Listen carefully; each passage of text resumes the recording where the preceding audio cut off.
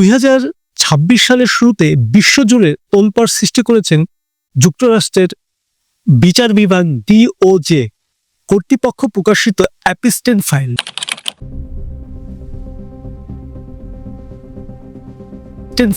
প্রায় 30 লাখ পৃষ্ঠার এই নথিতে লুকিয়ে আছে ক্ষমতা, প্রভাব এবং অন্ধকারের বিশাল এক অজানা সব অধ্যায়।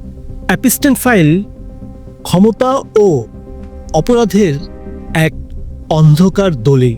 জেফি অ্যাপিস্টেন ছিলেন একজন মার্কিন ধনকূপের অর্থলগ্নিকারী, কিন্তু তার আসল পরিচয় ছিল এক বিশাল যৌন অপরাধ ও পাচার চক্রের মাস্টারমাইন্ড হিসেবে। 2019 সালে গ্রেপ্তার হওয়ার পর নিউ ইয়র্কের এক কারাগারে রহস্যজনকভাবে আত্মহত্যা করেন তিনি। তবে তার মৃত্যুর পরও একটি প্রশ্ন বিশ্বকে তাড়া করে ফিরে, কারা ছিলেন এই অপরাধের সঙ্গী? কি আছে এই 30 লাখ পৃষ্ঠার নথিতে?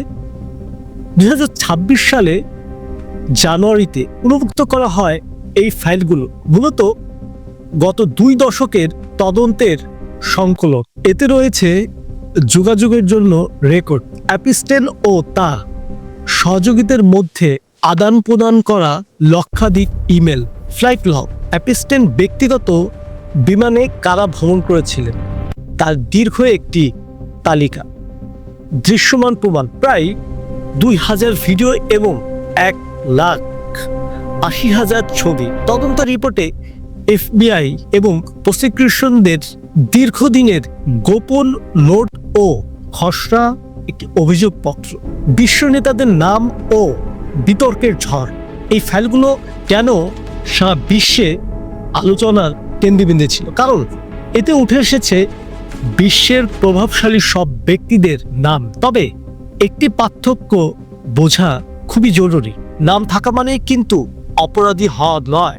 প্রেসিডেন্ট ডোনাল্ড ট্রাম্পের নাম বহুবার উঠে এসেছে, তবে বিচার বিভাগ স্পষ্ট করেছে যে এগুলো বেশিরভাগই অপ্রাসঙ্গিক টিপস বা গুঞ্জন, নতুন কোনো অপরাধের প্রমাণ নয়।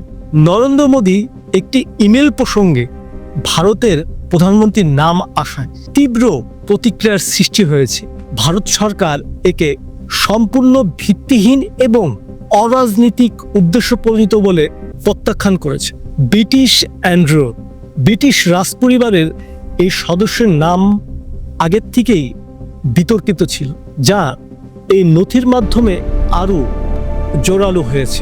অন্যান্য ব্যক্তিত্ব, নিউ ইয়র্কের রাজনীতিক জোহরান আমদানির মা সহ অনেক সাংস্কৃতিক ব্যক্তিত্বের নাম উঠে এসেছে সামাজিক অনুষ্ঠানের অতিথি তালিকা, যাদের বিরুদ্ধে অপরাধের অভিযোগ আগে পরে নেই। কেন এটি রাষ্ট্রীয় ব্যর্থতার দলিল? অ্যাপিস্টেন ফাইল শুধু কয়েকজনের নাম প্রকাশ করেনি, বরং উন্মোচিত করেছেন সিস্টেমের দুর্বলতা। কিভাবে একজন ব্যক্তি বছরের পর বছর ধরে আইনের চোখ ফাঁকি দিয়ে একটি আন্তর্জাতিক পাচার চক্রে চালিয়ে যেতে পারে, তা এখন বড় প্রশ্ন।